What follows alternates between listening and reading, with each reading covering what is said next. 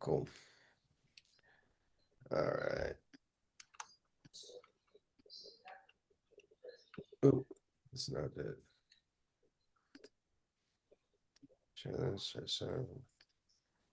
Oh, cool. Is everyone able to see my screen? Yep. Cool. All right, cool. So we'll kind of go through a breakdown of this track real quick, and I'll show you kind of how I did stuff. I'll let everyone take a quick listen, and then we'll listen once through, and I'll show you how I did some of the drums, some of the bass, and everything on this.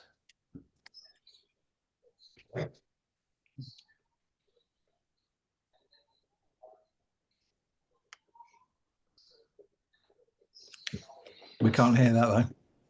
You can't hear it? Oh, Nope. let's get that. That's why. There we go.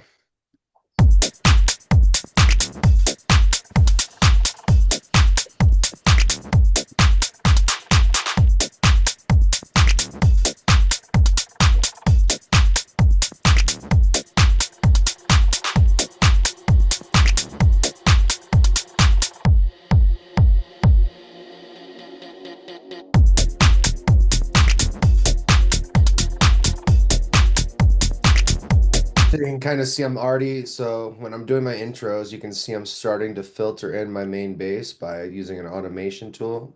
Tim, I'm not sure to what quite your experience in it, but Yeah, I'm with you. I'll stop you. Thanks. cool. Yeah, if you don't have anything, I'll just kind of go from there if you have questions, okay? And then we'll Sure. go into it.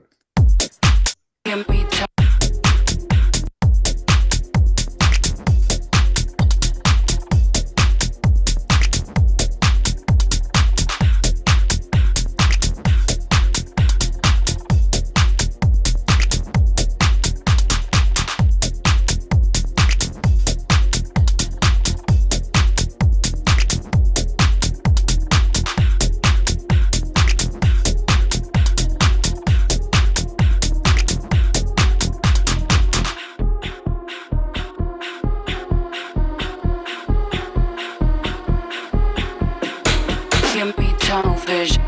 Give me tunnel vision. Give me tunnel vision. Give me tunnel vision. Vision. Give me tunnel vision. Vision. Give me tunnel vision. Tunnel. Give me tunnel vision. Vision. Give me tunnel vision. Tunnel. Give me tunnel vision. Give me tunnel vision. Give me tunnel. Tunnel. Tunnel. Tunnel. No. No. No. No.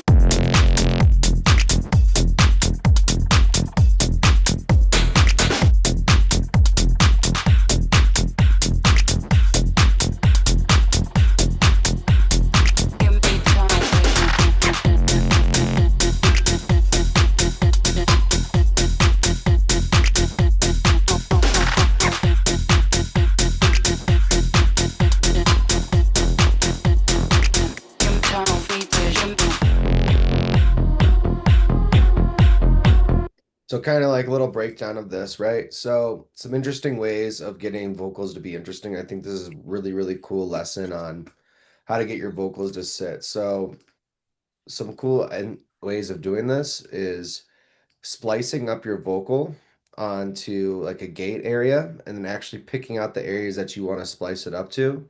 And if you can hear it in your vocal thing. Give me tunnel vision.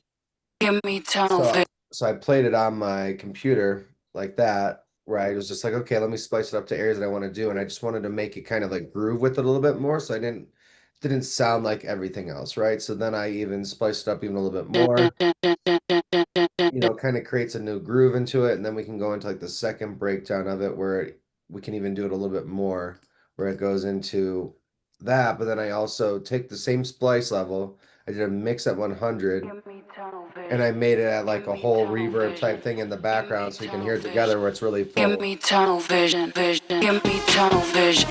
Give me tunnel vision. Give me tunnel vision. Give me tunnel vision, vision. Give me tunnel vision. Give me tunnel vision. Give me tunnel vision. Give me tunnel vision, vision. Give me tunnel vision. Give me tunnel vision. Give me tunnel vision. Give me tunnel vision. Really working on getting that momentum built up and that area what we want to do, but I've taken my own little MIDI clip, made my own synth, See that? But then I layered it on another octave up. So if you're going to be layering synths as well, make sure it's not in the same octave. So you want to move like an octave up or an octave down if you're going to be layering synths, because then it'll have phasing issues. So you can see I made a little pad right there, and then this sounds that. Then Give me tunnel vision.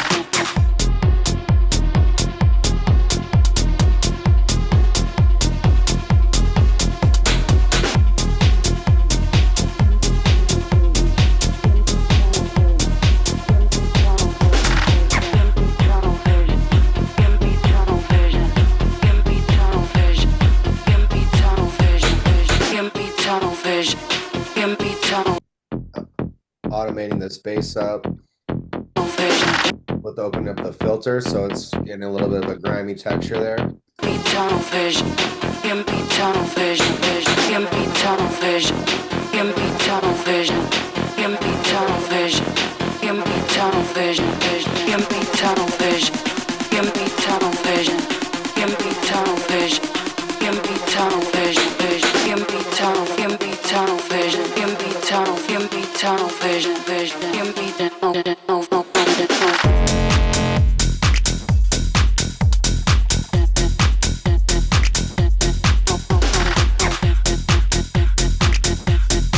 Yeah, pretty much like a little breakdown of what I've been working on though this past week.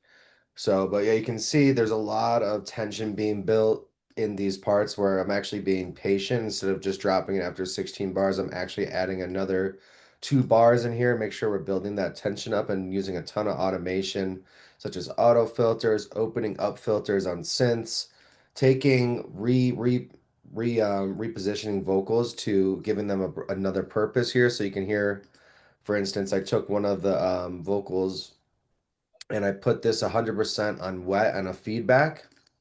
So what I did for this is to give it a little texture was I took a Valhalla Supermassive, and instead of just having it at 42%, I put it at 100%. So you can hear kind of. Give me tunnel vision. Give me tunnel vision.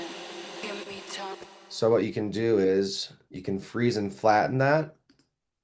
And then what you can do is reverse it, and this is what you'll get as a texture in the background.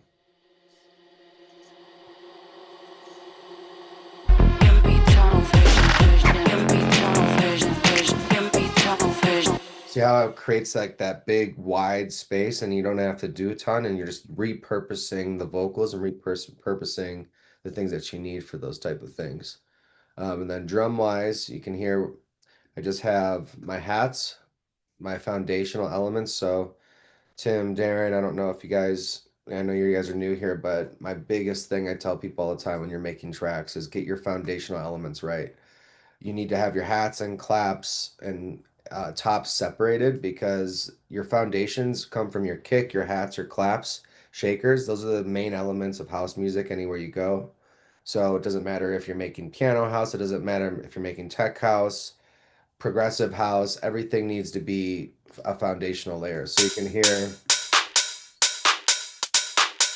take that out, just you can hear those really cutting through, right? Without them in, you just have these tops and it's not going to sound as good. So I'll kind of show you what it sounds like without them.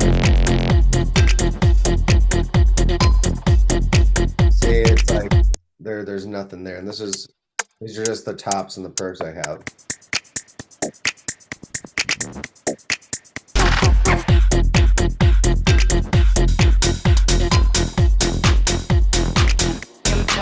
So yeah, so that's kind of how I made some of this track a little bit, just kind of giving you guys some ideas for different elements, different areas that you think that you'd want to be utilizing. Yeah, other than that though, so let's crack on a little bit more. What do you guys have questions on? What can I help with? Tim, Darren, welcome. This is an open forum feedback where we can just give you information. Last time we took some of David's track and we were working on that a little bit. We can get it back into that and kind of fix that up. Or, what questions do you have before we even start that?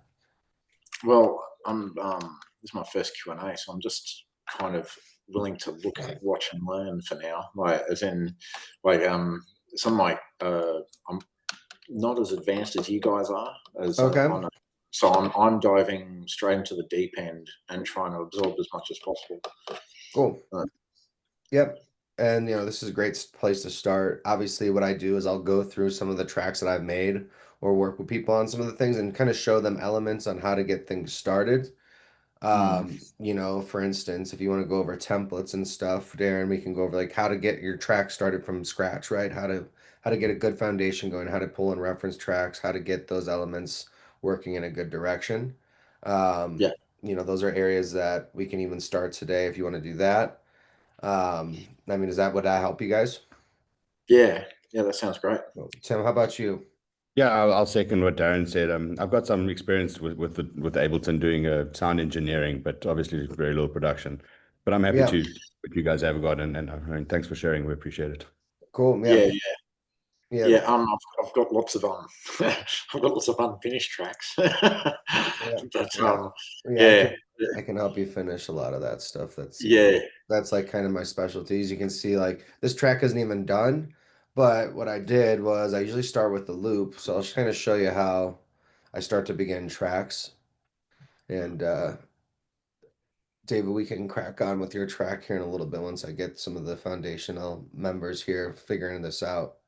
Um, so what I'll do is I'll do a new set and I'll kind of show you how I do some of this from the beginning. David's kind of seen it a little bit, but so you can kind of see I have just one loop, right? 16 bars here.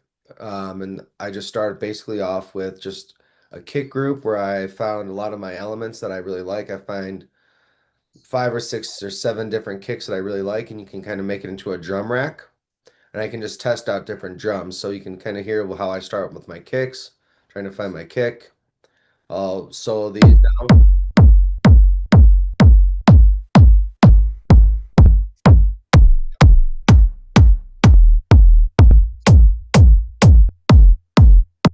Kind of see how I do that.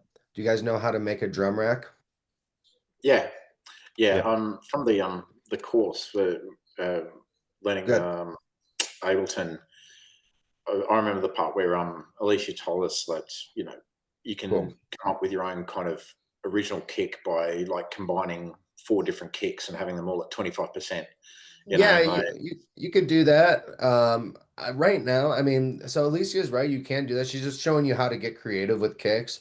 One thing I yeah, will say though that um, I've been learning a lot lately is that some of these kicks are so processed and so well done now. It's very yeah, rare that I layer a kick anymore. Like a lot of the yeah, companies that I go buy sound packs from, IQ Sounds, for instance. I mean, you don't need to layer some of these. They got top ends, and if I do any layering, I'll do like a top kick on top. And you can see I kind of just move that frequency over just to give it yeah, that transient. Other than that, though, I don't do too much on that until afterwards. So I really focus on mixing and getting everything done. Like once I find a really good kick that I like, you can hear like I just have a good foundational start. So I usually will start with one kick that I really like. Oop, not that. And then I'll just go from there. I mean, it's a good solid kick. You can look at the waveform in the drum rack.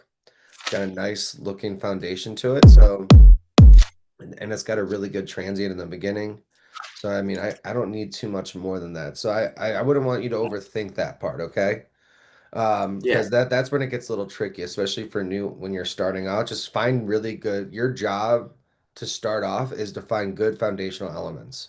Your kick, yeah, everything you want to do is having good sounds. A lot of new producers, when they start, the thing that messes everybody up is when they take sounds and just throw them in there just because they got a new sample pack, they get excited and they oh, I got all this new sound, I got all these new fucking things, it's gonna be great. But really it's quality sounds. Find one sample pack like IQ Sounds. They have a really good sample pack and just utilize one sample pack and just get used to working with those sounds in that sample pack and build that up. So you can kind of hear how I start that off. One kick and then the bass. We're not going to work on that right now. We're just going to focus on drums. So you can kind of see I got my claps set up as a MIDI. yeah, So what I like to do with my claps is I have a sample pack that I made. That one thing I would suggest everyone do is they find maybe 2 or 3 sample packs, right? Whether it's IQ Sounds or something that they really like, and then kind of put together their own, like your top 5 hats, your top 5 claps, your top 5 things that you like, and that way you can develop your own sound, right? Because every Yeah. track that you want is really about identifying how to build your own sound. So you can kind of see I've made my sample pack for 2025. I got my open hats right here. I got my foundational elements. So when I talk about foundational elements, it's open hats, closed hats, shakers. Um, it's your kick, and that's pretty much it, right? So those are the foundational elements. So you can see with my claps, I got a couple layered here, but I also have I take out the lows, one claps, and we can just start identifying claps that we want. The reason why I write in MIDI is because I can put out claps a lot faster. So if I like Yeah. claps, it's easier to manipulate, it's easier to do. So if I want to do claps here, like 5 claps, I'll just do like this one right here, drag right there, turn that down, then we can go into this one, that right there.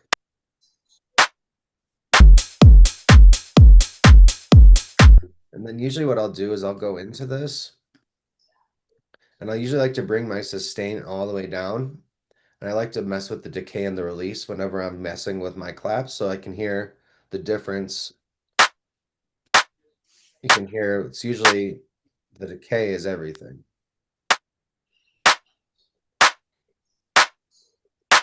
The release doesn't really do much. The decay really controls a lot of how that clap sounds. Actually, I'm glad I'm doing that right, because yeah, I do like fiddling with the ADSR knobs. Like, Yeah, I yeah, usually, if sustain does have a role in it, but it's not a ton, right? I mean, look, if I move the sustain around, you can't really hear much in it. But if I move the decay, that tail becomes really less and less. So yeah, I like to do that. I like a lot of short punchy claps, but depends on what I'm doing. Maybe I'll need like something with like more of a snare, right? So I can put like a snare clap and like put that like right there on top. And then just turn that down. And then some tricks to make your claps sound really wide is, if you can see this, I actually move my clap just one clap slightly before the other, just to get it a little bit more on target, right? So it gives it just a little bit of space there where it makes it feel wide, but it's not, right? So even on this one, I'm actually going to move this down. And then sometimes I'll move one clap up on like one note up or one note down, just to give it a little bit more of a clarity. But let's just quantize this one, because we don't need all of them doing that. Move this right there. Cool. Cool. So we got that there. And then same idea with the hats, but I'll do foundational elements here. Like I'll get my hats started like this, MIDI. You can see I've already drawn in the hats. And if you're having a hard time figuring out where to put your hats, just drag in a hat loop or something, and you can kind of see the placement of it.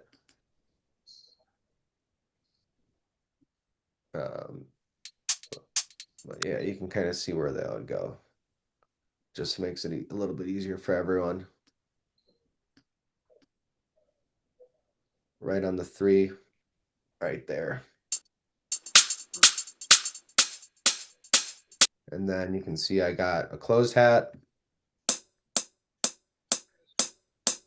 Right, then I got an open hat. We can change out the open hats in my instruments. So I'll go back into my little sample pack that I really like all my hats. See, I got my open hats right here. This one sounds rather nice. And then a little chunkier than I want. So we'll put this right here. Well, I want some with a little bit of a longer tail like this. And then I'll turn this down a little bit. So we got those elements in there already, right?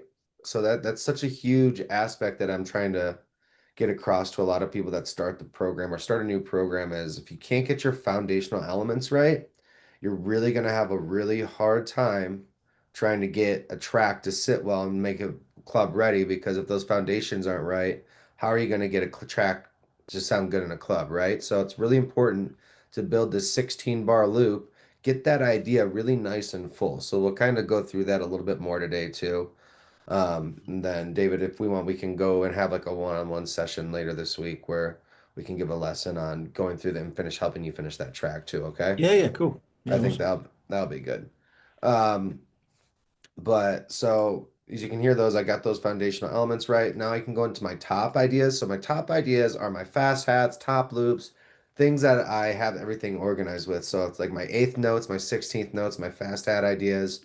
Um, you can kind of hear how I do this. So I usually have, so to get that pumping effect, I draw two hats and a drum rack. And you can kind of see I have one playing every two. So every third note, I have it on the other hat, and I open that up a little bit. So if you can hear, so there's that one, and here's this. So what I'll do is I'll take this decay up, maybe even open that up a little bit and make this release go up.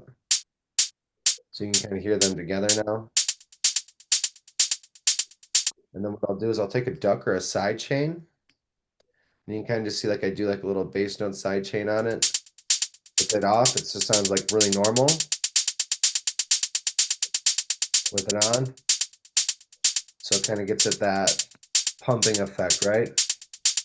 And to just mess with the amount. So it doesn't have to be duck, but you could use any kind of side chain. I like to use this duck because it has a lot of really cool presets that can kind of give me like polyrhythms, every type of thing. So I use that by Devious Machines for a lot of that. But then what else you could do is you can side chain that to the hats. So you can really get it to pump even more. So it'll sound like this in the hat group.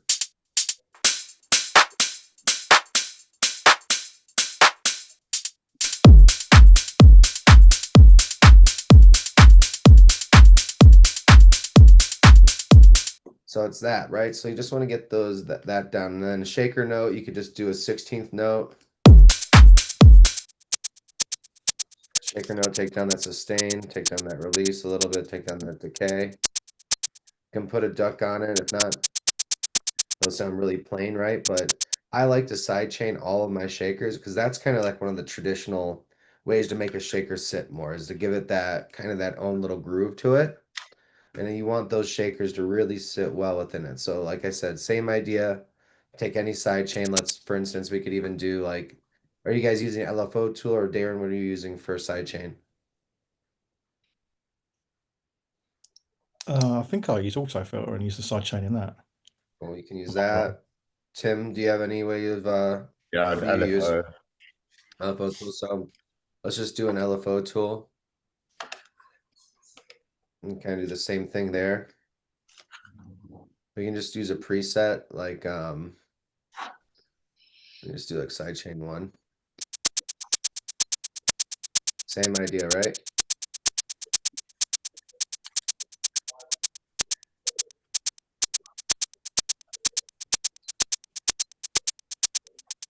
Yeah, not quite as good as the duck, right? Not quite as good, but it can still mold it. And then you can still do the same thing. Then what you do is we can just like take the rate down, the depth, move that up. You still do the same thing with it. I like duck just because it's a little bit more, it's a little bit more modern. It's got a little bit more tools, smoothing tools, things to do. LFO tool is a great tool. Don't get me wrong. I use LFO tool on a lot of really cool stuff. So if I want to do LFO tool on this, one thing I like to do is use a transgate. So I don't know if you've ever heard of people using transgates on notes, but it's really, really cool. You can use stuff like that.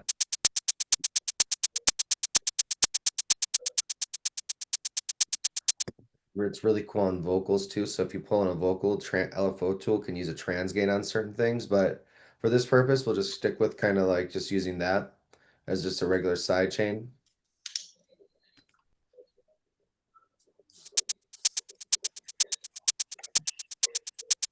We'll make the depth right around like that.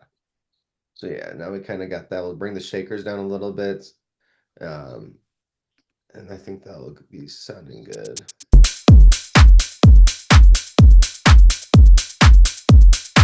So now we got a bunch of really cool ideas in there. So now bass lines. What I'll usually do is I see how I have my 4 reference tracks that I really like using a lot. Gives me some inspiration. So I got Leighton Giordani Girls, so you can hear.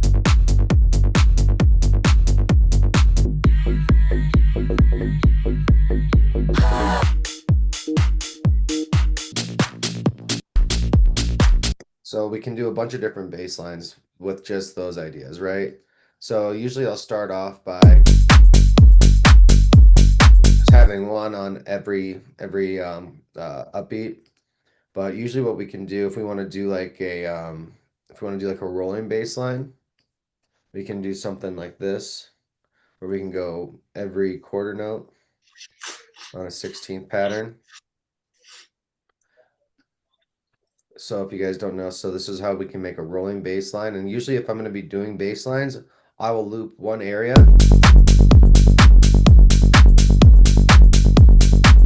Or if we want to do something a little bit more different, like on this bass line, we can do something along the lines of like, we can hear something like maybe like this, do like a couple quarter notes,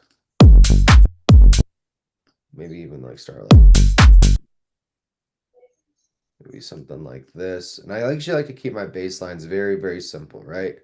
The more I give room to do drum work and I can add layering and synths, you want that bass line. Right now, the big in right now is keeping bass lines maybe to one note or maybe couple notes, right? Something that's very simple, but automating the filter on it so you're getting different sounds from it. So we can do something like this and make it really sound really cool. We could do something like this, like, you know, something really similar. So you can see how I'm starting off like that, right?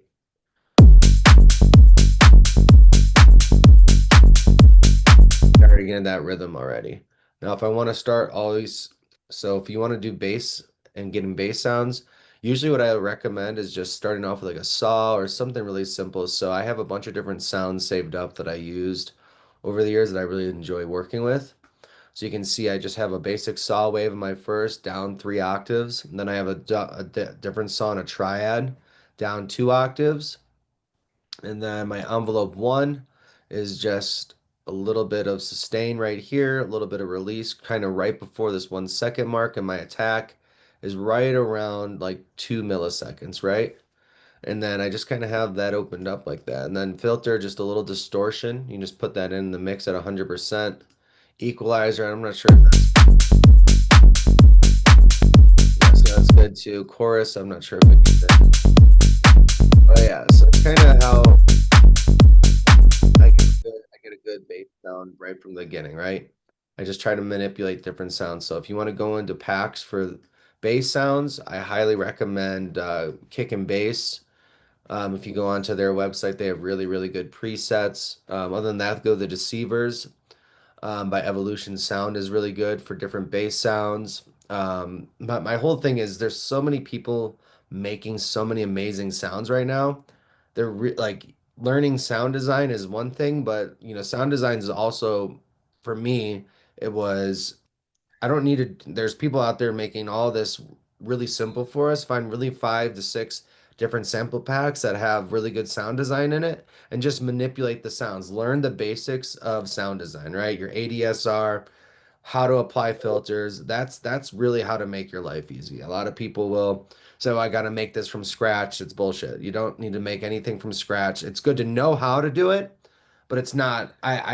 I very rarely start with anything now from scratch. I just make sure if I am going to start from scratch, I just get a basic sound like this, like I've already made, and then I manipulate it and tweak it the way I want it, right? And that's why I like doing this, where I have different weight positions, so I can change.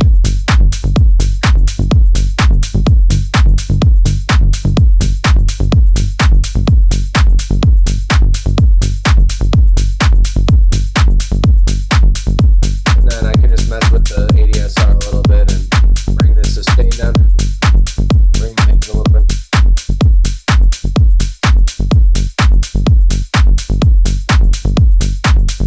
sound design is really important to understand how the synth works, right? If you don't know how the synths work, really simple ADSR, right? Attack is how much is right at the beginning. You guys know what ADSR is, right? Yeah. Okay, good. So yeah, so just find a couple sounds that you really like, and you can see then start saving them as presets. So you can see like my user sounds. I have leads that I like. I have a bunch of different basses that I like to use, and I just have a good foundational start. Just like kind of with every sample pack, everything that I'm doing, I just make sure I have a very solid foundational presence, right? When that happens, you can start manipulating and tweaking the sounds a little bit to your favor, but when everyone's doing all this work for you, I mean, it's really easy to make music, and I think that's what everybody wants to do. How can I finish songs faster? How can I make my sounds better? We'll just start learning how to manipulate sounds a little bit more. So, and that's kind of how I start. So, and then with this, we want to make sure the kickstart. I use kickstart quite a bit for some of the ducking, but you can hear.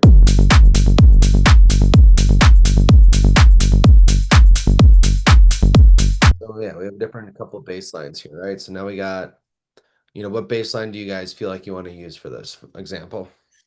Definitely the one you got highlighted. Which one? The one you got highlighted right now. Cool. Yeah, that's banging. Yeah. Sweet. So what I'll do is I'll loop maybe this area right here. So I'll do like an 8-bar loop or whatever it is.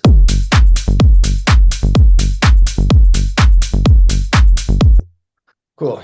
So now we'll start looking at drum patterns, or now that we got the foundational elements right, now we can either think about three different things, right? We have to make, there's a few different things that we want to do. It's mood, melody, and moment, right?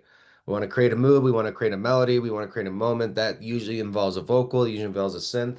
So I guess what the next part would be, let's start trying to develop like a little synth pattern, right? Something that would get a melody going to kind of create that bass line, because the bass line's already pretty much done, right? So now we're just making this a lot faster. We're going to Command J that, and then we'll see what note this is in. So it's in G. So what I'll do is synth notes, really simple way to understand synths. How do I get this back over here? What is going on here?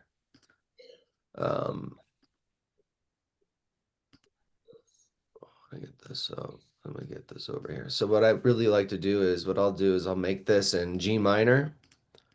So I already know it's in the key because that's where my bass line's hitting. And I'll scale stuff out, right? So once I get that, I'll start going into G3, right?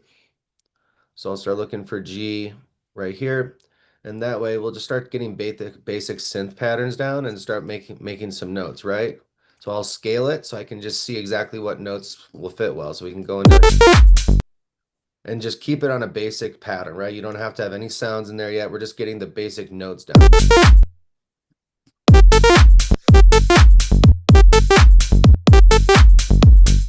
So we'll just kind of do something simple. We'll kind of start playing with stuff, right? Or just do something like, and just start figuring out.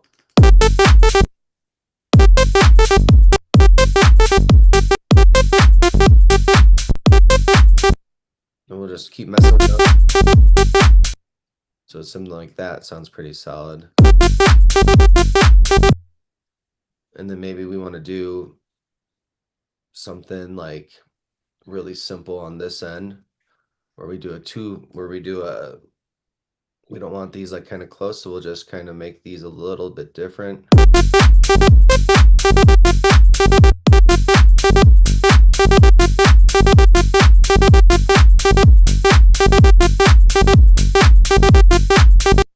So we're just kind of getting that sounds down, right? So we're just getting those down. Maybe take away a note. We don't need maybe all those notes in there.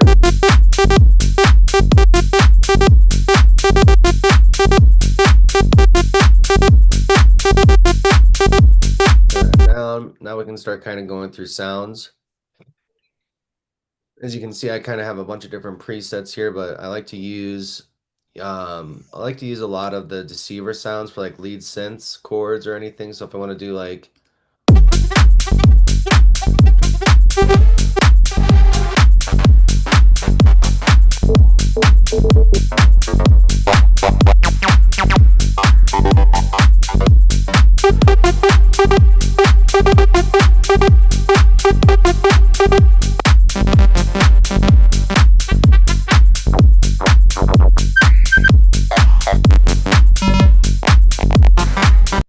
usually we'll start with like a try to find a pluck or something.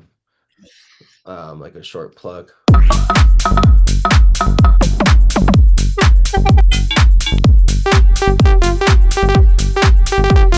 And now we can start figuring out what sounds we like, what don't we like. So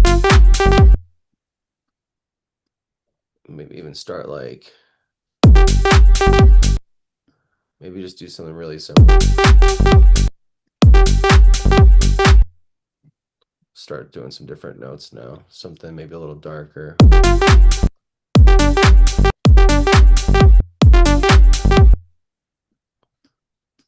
Maybe something just like,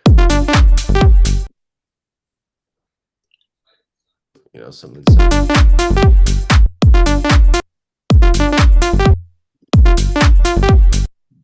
Even start.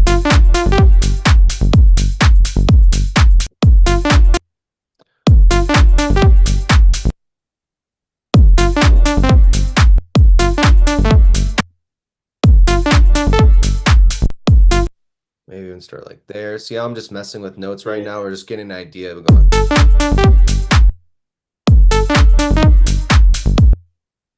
Or even start maybe like.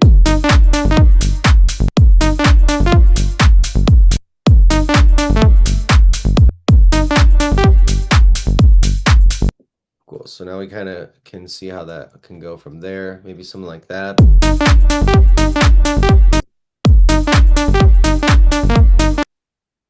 Maybe something like that.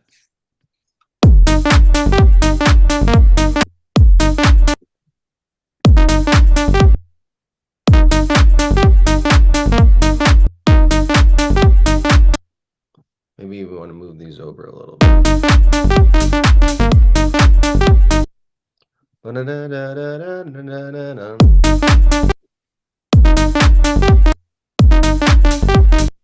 Maybe that's like a little too much, right?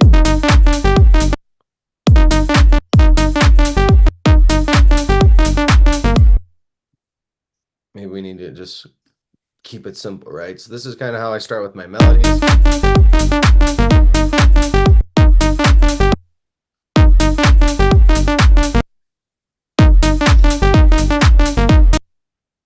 Maybe we want to move this over here.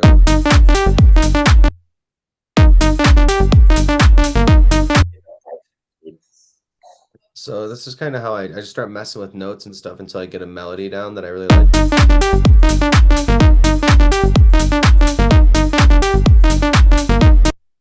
Maybe on this one, it's too many notes, right? Maybe we want to do a 5-note, 3-note pattern. Move this down to that E that I really like.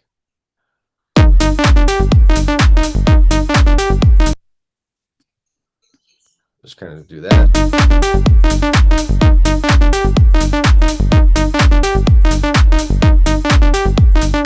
Maybe this needs to be right. Maybe this just needs to be gone. Move this over.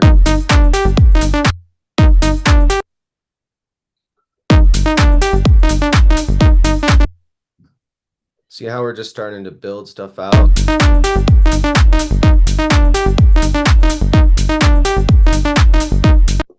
It just needs to be something.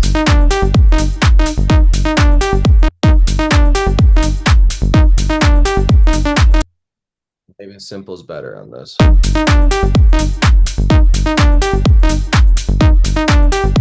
Right, so then we can start kind of seeing if we want to drag this out a little.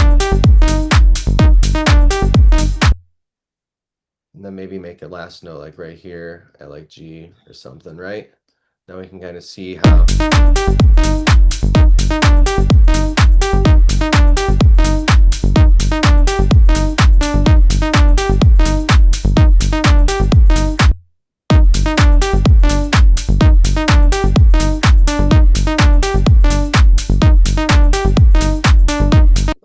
cool. So now that if that works there, now we can make this into the breakdown because we don't necessarily need it. So we can kind of go into it like this and start getting like a little loop going.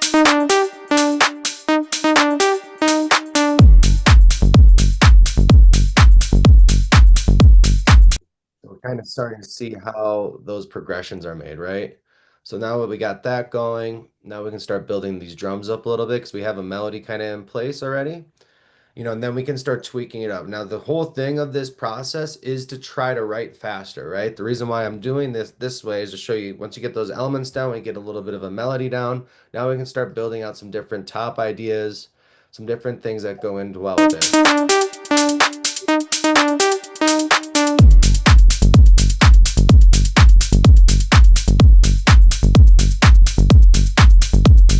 All right, so let's start looking at top loops and stuff, things that I like. We can start filling in those little gaps, right? So we want to do some perks, some top loops. So what I like to do is if I'm going in there and I got tops that I really like, so that would work, something really simple.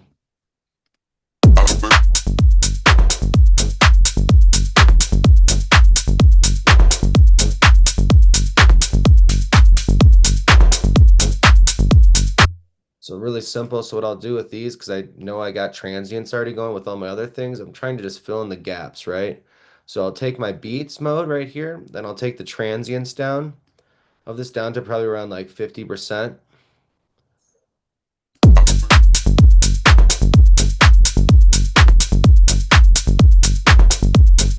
So I like this part. So let's hear this one more time.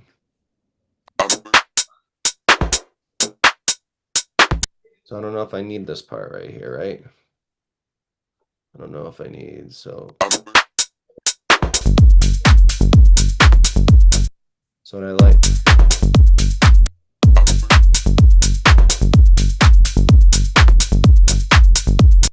So I like this part right here. So I'll chop and screw this up a little bit to make it like my own little pattern, right?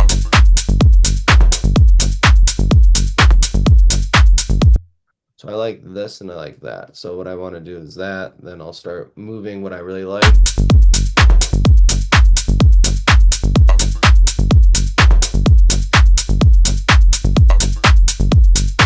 I don't even know if I need that part, right? I just like this part. I like this way. I like this part a lot. I like to just kind of keep things interesting like that. I don't necessarily need that top loop.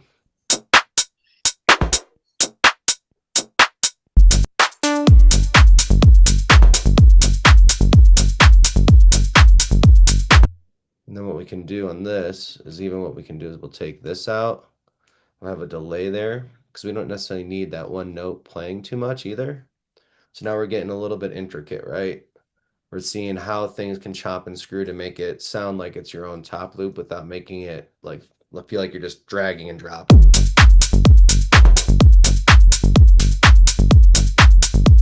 See how we're grooving that a little bit more now?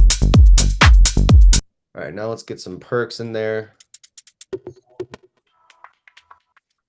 Another thing, if you're really having a hard time getting stuff to groove as well, so if this is in groove the way you want it, we can extract this groove. It'll go into your groove pool, so that way you can have all your perks and everything in line with what your top loop is doing. Okay, so you want everything to kind of mesh well, right? You want it to kind of all sound in one area. So I got this right here. You can kind of see that's how it's working. So if I have this top loop, like let's put in.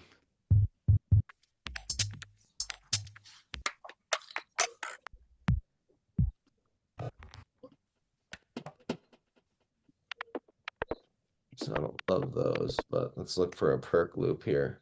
Something that will fill in some of the other gaps.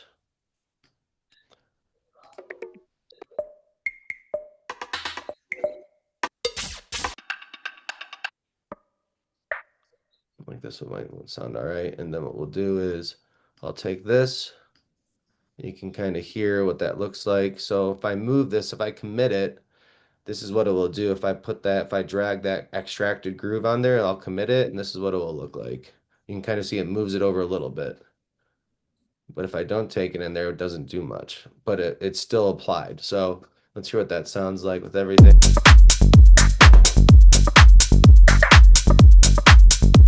So we don't need all those, right? So I'm starting to see like I can already hear I want to reinforce some of these things and I'll fill in the gaps, right?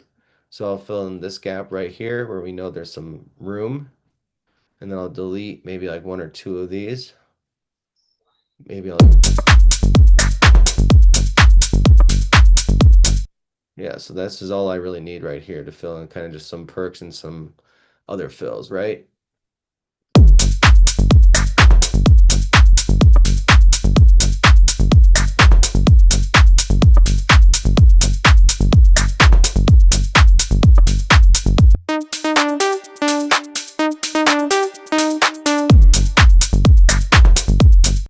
And then what we can do is we can take this note right here, put it at the end, like right there to kind of give it like a little bit of fill.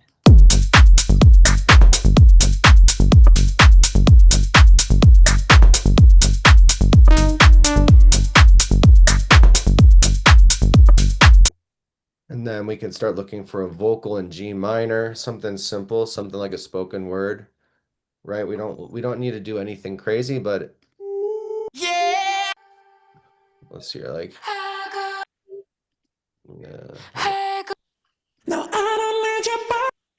On a madman thing. something really simple, right?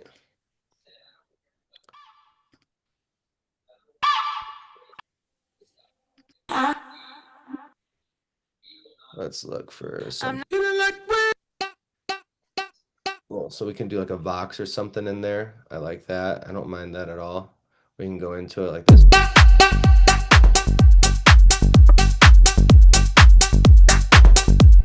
What I can also do is I can take this and drag it into a MIDI group and put it like right here. Sample it up, and then I can do like a slice. And let's see if we can see where this is. Let's see where this is plugging in at. So I think it's usually at see-through. But yeah, we can usually slice it up like that, and then what we can do is we can make like a little glitch in one of them, like right on the two, like right here.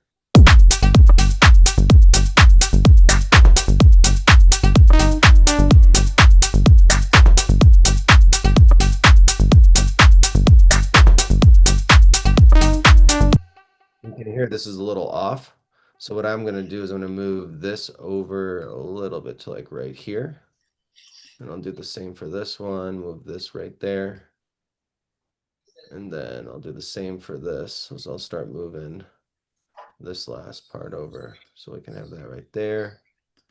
And then that should be good. So let's hear it.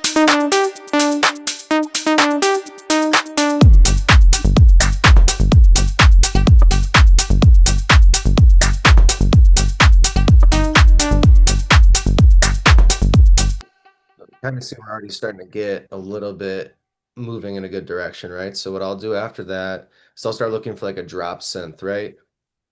Like something that gives an impact right off the bat to make this kind of little build up. We already have a little bit of a build up, but the reason why we already have a build up is because we're working on that foundational elements already there. So the drop is already going to sound like it's cutting through because I picked out a good kick. The bass is already sidechained. The drums are already there. Now we want to do something that gives it like an impact, right? So something like that's cool. Yeah,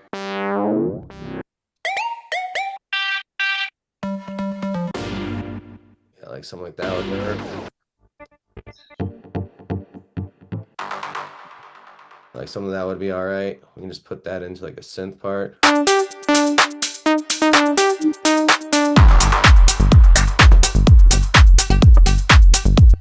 We could even do something interesting where we reverse it, see if that works at all. That won't work, but it's something like that. That's all right. Let's look for a better sound. So everything that I'm looking for is now in G minor. I know my thing's in G minor, so I'm going to make my life easier. I'm just going to look for everything in key, right? If you start trying to go out of key, you're not going to be writing faster. You got to think about how to get things moving down and up, and nobody likes doing that.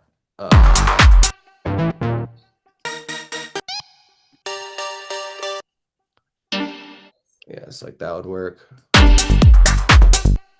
Yeah, so well then I'll do this. So I'll put like a little delay on this now. Get that kind of moving a little bit on like a ping pong effect right on the two. I'll bring my feedback down to about 30%. Cool, and then this will be really cool because then we could go right into it a little bit differently. Because we can reverse that, kind of give it a little bit of a fill right into the drop.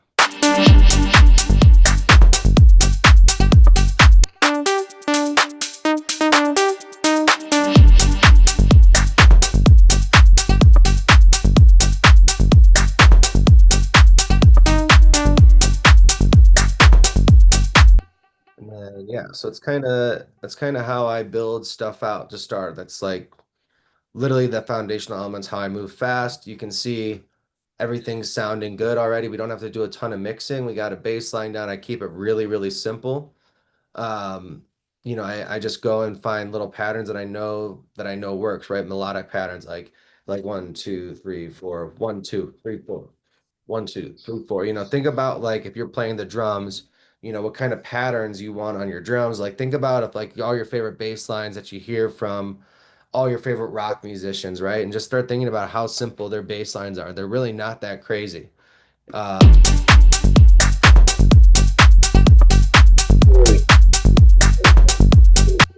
yeah. Questions? Yeah, just when you said G minor before, like I can't remember when did you decide what key it was going to be and when you made the bass line? I just looked at the key and then I just figured it's either that. Like I write everything in minor, so this gives me a little bit darker tones. The kick, also, so it's an F. So if I really want to get like precise with it, I could, F. It's an F sharp. I just can move it up one or two, and it'd even probably sound better. Oh, yeah. See?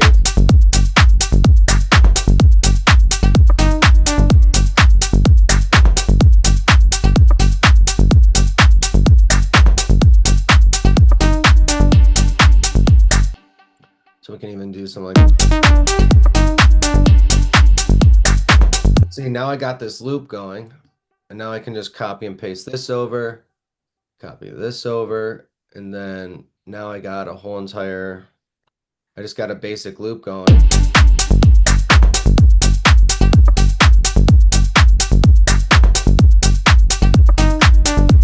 then what we can do we can even do like a couple kicks right here before the 57 mark because that's where we want to start getting some diversity in it. So we can even do like kind of like a couple different kicks. We can do like something like this.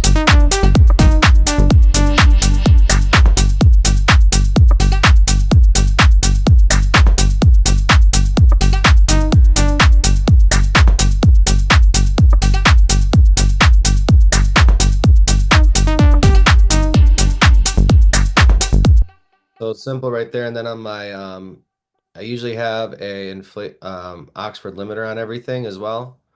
So just make sure for your mastery, any limiter will do, but make sure you're kind of getting your ears up to par on how loud you want it to be. So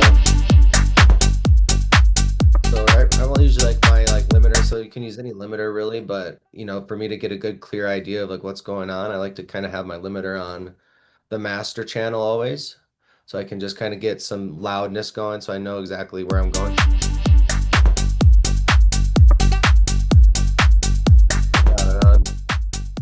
Really kind of quiet, but I like to hear my stuff a little bit loud, how I think it's going to sound in the club.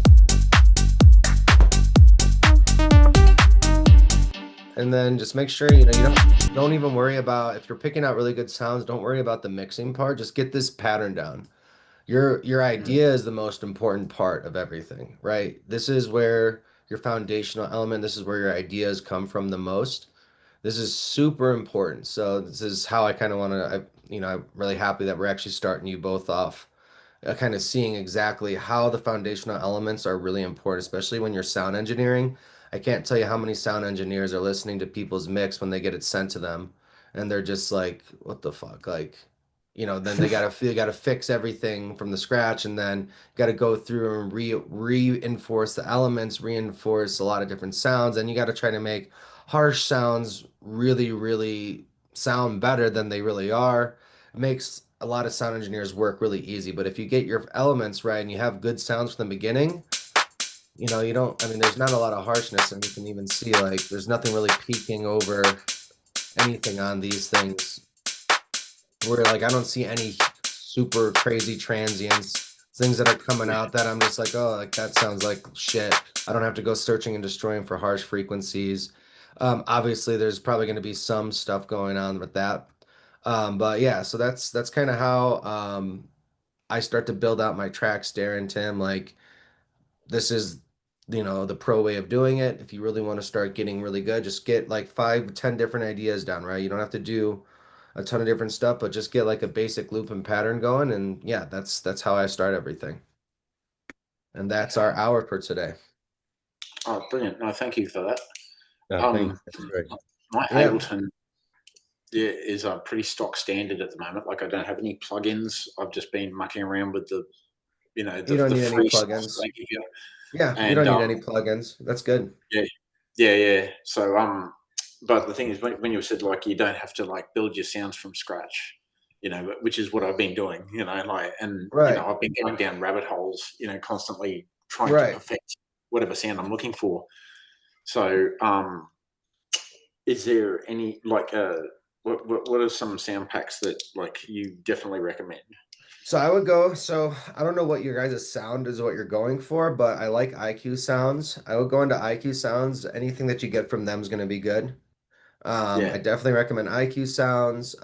Kick and bass has some really good tech house sounds. Um, I definitely recommend that. 3Q sounds, evolution sounds. So I would definitely go into evolution sounds and get some of the diva packs if you want to do that. I don't necessarily mean you have to buy a ton. Maybe pick yeah, two or three sample packs to start and get comfortable with those.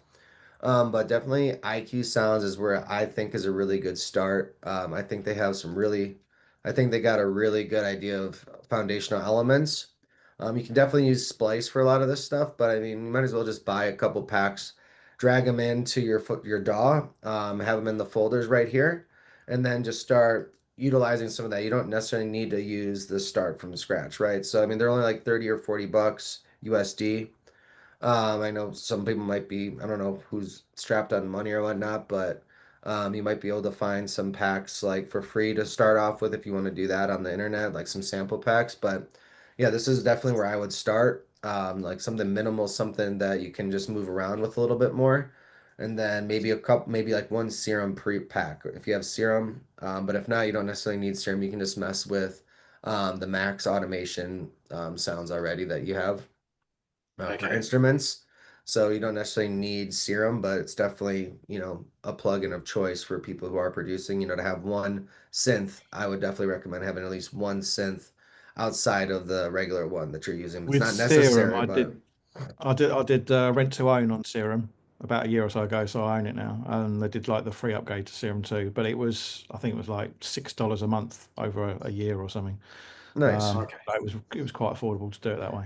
Yeah, exactly. So yeah, that's kind of where I would start. I've been doing this for a while, so I have a lot of different sounds in there, but yeah, let me know if you guys have any questions or any thoughts on this, and then yeah, we can crack on a little bit next week as well on different ideas and different questions, or if you guys want to start a loop and you want to bring it in for feedback, we can do that too, and we can analyze what you're doing. We can share your screen and kind of go through that.